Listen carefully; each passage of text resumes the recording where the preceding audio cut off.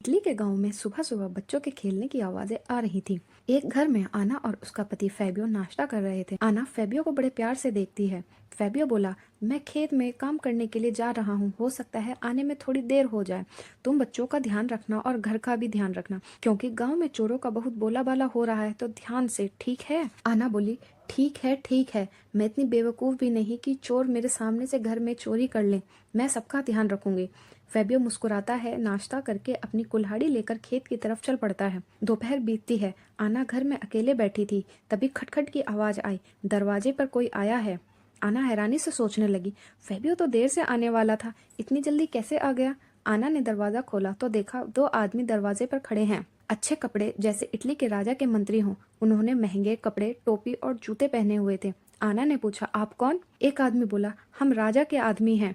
राजा ने हमें पूरे राज्य से सामान इकट्ठा करके लाने के लिए कहा है। राजा का आदेश है पूरे राज्य से सामान इकट्ठा करने का, क्योंकि राज्य में चोरियां बहुत बढ़ गई हैं। महल में गांव वालों का सामान सुरक्षित रहेगा, तुम्हें भी घर का सारा कीमती सामान देना होगा। आना भोली थी, वो घबरा गई। उसने बिना कुछ सोचे समझे घर का सारा सामान इकट्ठा किया और एक सफेद कपड़े में भरने लगी। बर्तन, रजाई, कपड़े, गहने, यहाँ तक कि अंगूर की टोकरी भी। दोनों आदमी एक दूसरे को देखकर मुस्कुराने लगे और मन ही मन खुश होने लगे। दोनों आदमी हंसते हुए सारा सामान लेकर चले गए। शाम ढलने लगी। थका हारा फेबियो घर में जैसे ही घुसा, उसकी आंखें चौड़ी हो गई। वो हैरान हो गया कि घर का सारा सामान अचानक से कहाँ चला गया। तभी आना मुस्कुराते हुए आई तो एकदम से फेबियो बोला, आना, घर का सामान कहाँ गया? आना मुस्कुरा कर बोली, अरे पहले हाथ मुंह तो धो लो, पानी पी लो, फिर मैं आराम से बताती हूँ। फेबियो अभी भी हैरान था, बोला, नहीं पहले बताओ सामान कहाँ गया? आना बोली, अरे बाबा, राजा के दो आदमी आए थे, वो सारा सामान ले गए हैं, महल में सुरक्षित रखने के लिए। राजा का आदेश है, क्योंकि गांव में चोरियां बहुत बढ़ गई हैं, इसलिए मैंने घर के बर्तन, रजाई, गहने और सारी कीमती चीजें दे दी हैं।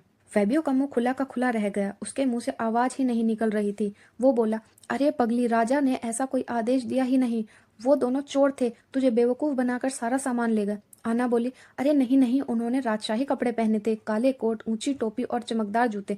सच में वो राजा के आदमी थे। फेबियो ने आना की तरफ गुस्से से देखा और बाहर की तरफ भागा। खुद से बोला, पत्नी बेवकूफ बनी है तो मुझे ही अकल लगानी पड़ेगी। फेबियो गांव के चौपाल की तरफ भागा कि शायद किसी को पता हो कि वो चोर कहाँ मिलेंगे। चौपाल पर छोटा बाजार लगा था। फेबियो ने चौपाल पर जाकर देखा, दो आदमी काले कोट पहने खड़े हैं। पास में सफेद कपड़े में फेबियो के घर के रजाई, कपड़े, बर्तन हैं। दोनों चोर चौपाल पर फेबियो का सामान बेचने की तैयारी कर रहे थे। फेबियो समझ गया ये वही चोर हैं। फेबियो बड़े आराम से चोरों के पास गया और बहुत प्यार से बोला, आप राजा के आदमी लगते हो। सुना है राजा ने आदेश दिया है कि गांव के लोगों का सारा सामान महल में सुरक्षित रखवाया जाए।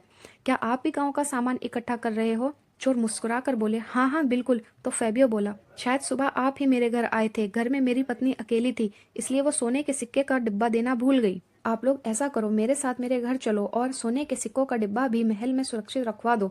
दोनों चोरों की आंखों में चमक आ गई। वो उत्सुकता से बोले, हाँ हाँ जल्दी चलो, जल्दी से हमें वो डिब्बा दे दो। फेबियो उन दोनों को एक सुनसान जगह ले गया और वहां गांव के दो चार समझदार और बलवान किसानों को पहले से ही छिपा कर गया था।